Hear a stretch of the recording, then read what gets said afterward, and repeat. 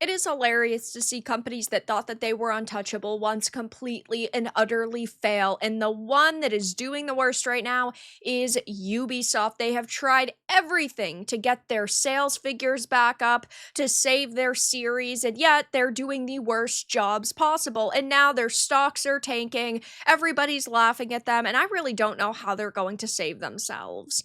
I have a few different things to show off, but before I get into the topic, if you enjoy the content I create, check out the links in the description, join the community in my live streams, and consider supporting through Patreon or YouTube memberships. Now, we've had to talk a lot about Ubisoft and all of their failures, and while their Tencent co-studio Vantage Studios is brand new, and maybe they'll be able to save things like Assassin's Creed, I just don't know how long that's going to take and if it's going to be quick enough for them to recover, because Ubisoft is doing abysmal right now. Their shareholders are extremely upset with them, their customers are extremely upset with them, and while they are going through a big change right now, and maybe that will lead to something positive, if they end up making good games again, are they going to have an audience to support them? I don't necessarily think so. And we have to look at all of the failures that have led to this point. And I'm not even going that far back. Avatar, Frontiers of Pandora,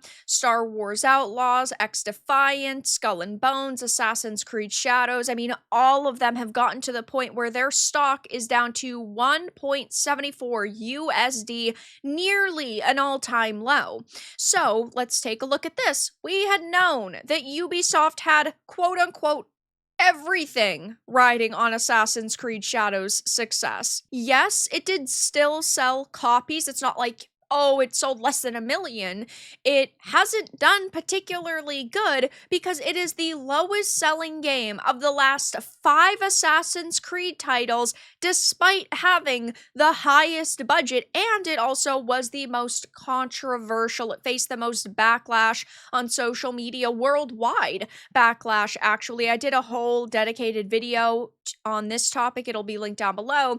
But compared to Mirage, which sold 5 million in 3 months, Shadow sold 4 million in 6 months, fewer copies in double the amount of time, knowing that Mirage sold less than Valhalla, Odyssey, and Origins. What a disaster. And it says for AC Mirage, which was said to be on par with the past successful launches such as Origins and Odyssey, currently stands at 5 million players, estimated 250 million in revenue. And while we do not have the exact figures for Assassin's Creed Shadows development budget, marketing, things like that, we know that they had a pretty large marketing campaign and they were paying tons of content creators. There was lots of advertisements for it. There were several different key promotional material items that ended up being canceled or delayed, like the Tory Gate figure. So they didn't make any extra money off of that. It is estimated that for the development budget and marketing, Assassin's Creed Shadows was upwards of $200 million in budget, but we don't know, though. Either way, they either are just breaking even or they might have made a tiny profit, though we don't really know. And you'd think at this point they would have wanted to boast about their figures if they were so amazing, and when the media themselves were saying Ubisoft had everything riding on the success of Assassin's Creed Shadows and it wasn't a major success, really makes you wonder what they're planning to do. We know Assassin's Creed Hex is in the works, and according to rumors and reports, it's going to feature a woman who is alive during the witch trials, and she's a lesbian, so I don't know how that's gonna turn out for them. I don't necessarily know if that is fully believable, simply because that means that she would probably end up being killed at the end, and they don't want to portray, a lesbian woman being killed and being viewed as the villain. But who knows, right? You never say never with these studios. We know Ubisoft CEO had said Skull and Bones was a steal and a deal for $70, and he even called it a quadruple A game, even though this did not have any quadruple A features. It didn't have groundbreaking visuals. It didn't have amazing mechanics. I mean, you couldn't even swim in a title like this. What a fucking disaster.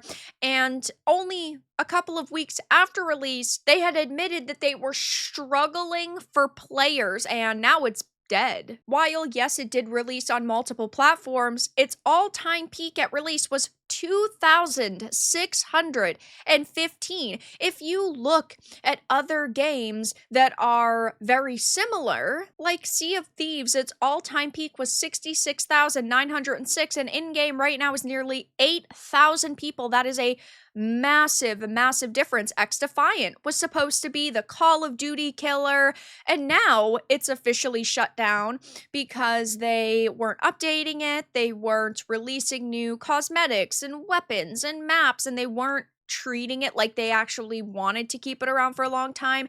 And of course, Ubisoft had admitted that Star Wars Outlaws underperformed, and we know that they had put the most amount of money they ever had towards the marketing budget for this title. They really thought Star Wars was going to be a big sell. People were going to line up to purchase this and play it. And while it's not the worst game ever, it was just very forgettable. It's the type of game you wait to buy for maybe $10. And sure, I think for $10, it's probably worth it. I think most games are worth it for $10, but it certainly wasn't a good, high quality $70 experience. Never mind when they expect you to buy more expensive editions and passes and extra cosmetics and things like that. And that is how we have gotten to the point where not only Ubisoft had to start this new Tencent-backed company, which was going to be a creative house that would take over Rainbow Six, Far Cry, and Assassin's Creed because Ubisoft is mismanaging these franchises so fucking much, but we've gotten to the point where their stock is absolutely atrocious.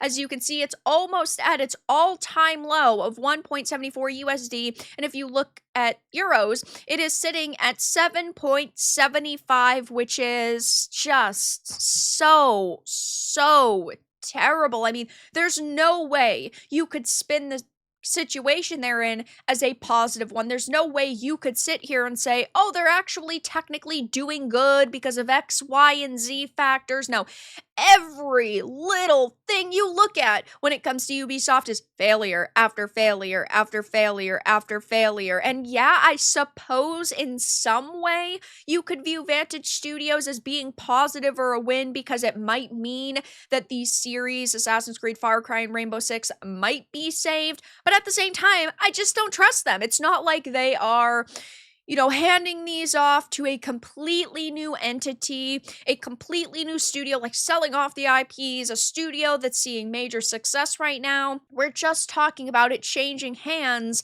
And yeah, I'm just not convinced that this is going to work out well. I'm not convinced that Ubisoft can be saved.